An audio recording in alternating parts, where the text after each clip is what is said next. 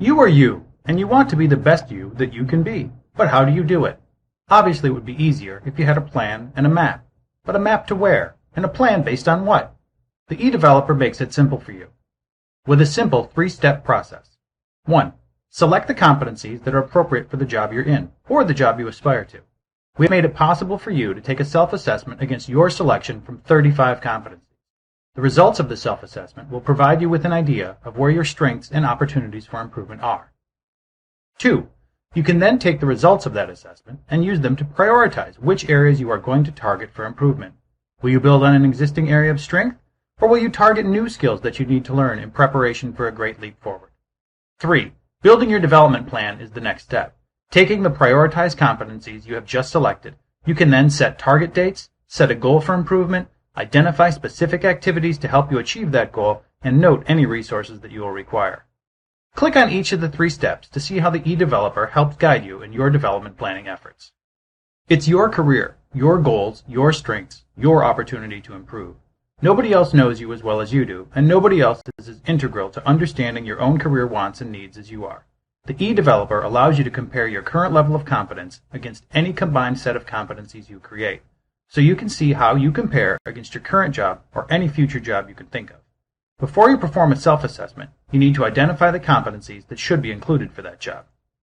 Competencies are grouped into 3 categories: people, business, and self-management. You can click on each competency to get each details on it, and then rate yourself against that competency: high, medium, low, or not applicable. Once you have completed your self-assessment against the competencies you have identified, you can either see the results or click to see them in a PDF, or advance to the next step and prioritize which competencies you will select for development. With your assessment results in hand, the next step is up to you. Will you want to build on your existing strengths? Do you want to shore up areas that you could improve on?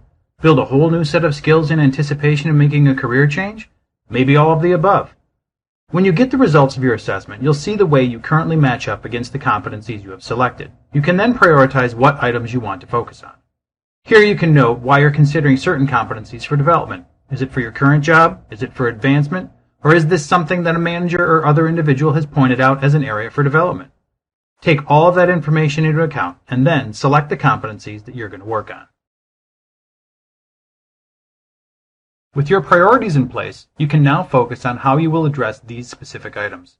Instead of just saying you want to work on improving a competency, the eDeveloper asks you to put together a plan for how you will put this development effort into action.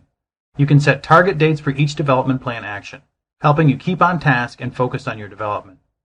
You will also set goals for your development items. Be specific. What will you do? What is the impact you want it to have?